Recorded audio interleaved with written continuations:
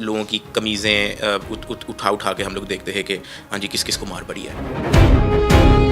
Checking करते हैं घंटा लगा के, आपके बाल देखते हैं, कि कान के अंदर देखते हैं, आपकी नाक के अंदर देखते हैं, आपके मुंह के अंदर ऐसे आपके लिप्स ऊपर करके ज़ुबान निकाल के ज़ुबान ऊपर नीचे करके इवन आपकी के अंदर देखते हैं। हाथ फील करके ना पैंट के अंदर अंदर बार बार से जहाँ जहाँ आपकी बॉडी में सुराख है ना वो देखते हैं। एक इंचार्ज गुजरा 15-20 मिनट के बाद गुजरा, मैंने उसको बात दी, मैंने कहा सर बात सुनना। तो कहता हाँ जी। मैंने कहा वो सामने बॉटल पड़ी है खाली, वो मुझे पकड़ा दें। उसने पकड़ा दी, कैप ही लगा हुआ था उस पर। बॉटल मैंने पकड़ी, वॉशरूम की टूटी से पानी भरा, कैप बंद किया। शदीद गर्मी थी। अब ये वक्त आ गया, बारिश भी खत्म हो गई है, कूलर के बगैर आप नहीं रह सकते हैं। शुक्र है मान टाइम बारिशें थी तो थोड़ा बंदे का गुजारा हो जाता था। ये बारिशें खत्म हो गई हैं, शदीद पसीना, मतलब दिल ही नहीं करता। पंखा तो था लेकिन उसकी हाइट बहुत ऊंची थी, वो उन्होंने इसलिए की हुई थी ताकि कोई सुसाइड ना कर ले। मैंने अपनी कमीज़ उतारी, कमीज़ उतार के ना मैंने अंदर बॉटल डाली, उसको लपेटा, सर के नीचे रख के सो गया। मैं 2 दिन ऐसे ही सो। रिश्वत कितनी ली गई और डिमांड कैसे करते थे और किस तरीके से इनको पेश की गई? सबसे पहले जब ये चुपेरे गालियाँ वालियाँ ये देते इसलिए थे ताकि जो है हम लोग इनके पैर पड़ लें और इनको कहें कि जी हमें बताएं अब क्या करना है, आप जैसा कहेंगे वैसे हो जाएगा। ये लोग ना एजेंसियों के नाम लेते थे, कहते हैं कि ISI वाला मैटर है आपका MI का मैटर है। आपने मेरे USDT ले लिए सारे, आपने मेरी फैमिली में से एक बंदे का बैंक अकाउंट नहीं छोड़ा। मैं आपको 7-8 करोड़ रुपया कैसे दे दूँ? और डिमांड 7-8 करोड़ ही है। शुरू यहाँ से हुआ था। अच्छा, ये स्टार्ट है? ये स्टार्ट हुआ 7-8 करोड़ से शुरू हुआ था।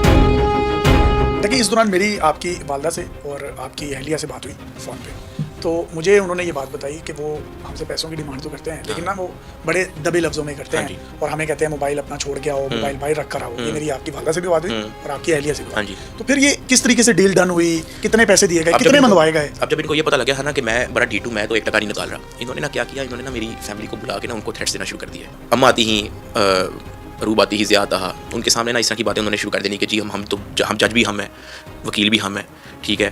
फिर वो व्हाट्सएप पे जज की लिस्ट दिखाते हैं कि ये देखिए हमारी इस जज से ताल्लुकात है, इस जज से ताल्लुकात है। फिर वो कहते हैं कि मैं तेरी हाई कोर्ट तक बेल रोक देनी है। मेरे घर वालों के सामने कहते हैं कि तेरी हाई कोर्ट तक बेल मैंने रोकनी है। ये सरफराज चौधरी साहब दिखा रहे थे जजेस की लिस्ट, ठीक है। अब वो जजेस की लिस्ट जब दिखा रहे हैं ना, उस दौरान जो है ना मेरी वाइफ प्री अरेस्ट बेल करवा चुकी थी, क्योंकि एक दिन पहले उनकी तफ्तीश हुई थी सारी, तो उन्होंने लॉयर से डिस्कस किया, उन्होंने कहा प्री अरेस्ट बेल करवा लें। वो जजेस की लिस्ट दिखा रहे हैं तो कहता कि जितोई साहब आपने प्री अरेस्ट बेल करवा लिया है?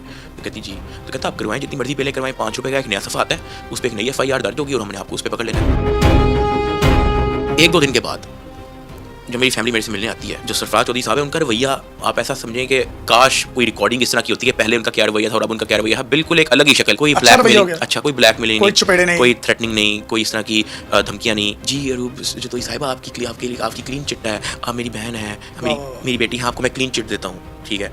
वहाँ से मुझे आइडिया हो गया कि इसको पैसे पहुँचेंगे। 60 लाख रुपए में सिर्फ अब आपकी अहलिया भाई? हाँ जी, राइट, ठीक है। अब आपका मुद्दा 23 दिन का रिमांड हुआ है ना, 23 दिन के रिमांड के बाद ये कहते हैं कि हम इसको जुडिशल करने का 50 लाख मांगा, 30 लाख पे आगे थे। जेल भिजवाने का भी 30 लाख? जेल भिजवाने के भी मेरे से 30 लाख रुपए वो डिमांड कर रहे हैं। मैंने एज अपने दोस्त को मना कर दिया, बिल्कुल बुलशिट बातें कर रही है, ठीक है, कि जुडिशल होने का। फिर तो ये कहेंगे कि जी हम आपको फायर ना मारने के इतने पैसे लेंगे, तो इस तरह की बातों पे आ जाएंगे। मेरे घर वालों ने कि और कोई काम खराब ना हो, उन्होंने वो 30 लाख उनको दे दिए, उनको पहुंचा दिया ऑफिसर्स को, ठीक है। ये टोटल 90 लाख हो गए। टोटल 90 लाख रुपया ये एज इट इज जो है ये NCCI के ऑफिसर्स को गई है। वो शख्स जो बार बार इनके पास आ रहा था वो मिलिट्री इंटेलिजेंस का एहलकार था। इन्वेस्टिगेशन के लिए ही बैठा हुआ था, तो वो सरफराज चौधरी साहब अचानक आए रूम में, तो उन्होंने देखा सिगरेट टीम के अंदर, कहते है मुंडाई, तो बाकी लोग कहते कि हाँ जी, कहता है इसको ले आओ मेरे ऑफिस ना। खत करी उन्होंने मुझे बना दी, मैं खड़ा था, बाकी वहाँ पे और भी ऑफिसर्स थे। तो उन्होंने कहा कि हाँ तुम कौन से जुए की एप्लीकेशन की कंट्री हेड हो? मैंने कहा सर मैं किसी जुए की एप्लीकेशन का कंट्री हेड नहीं हूँ। कोई मैं बात कर ही रहा होता तो वो गालियाँ देना शुरू कर देते, माँ बहन गंदी गालियाँ देते? हाँ जी।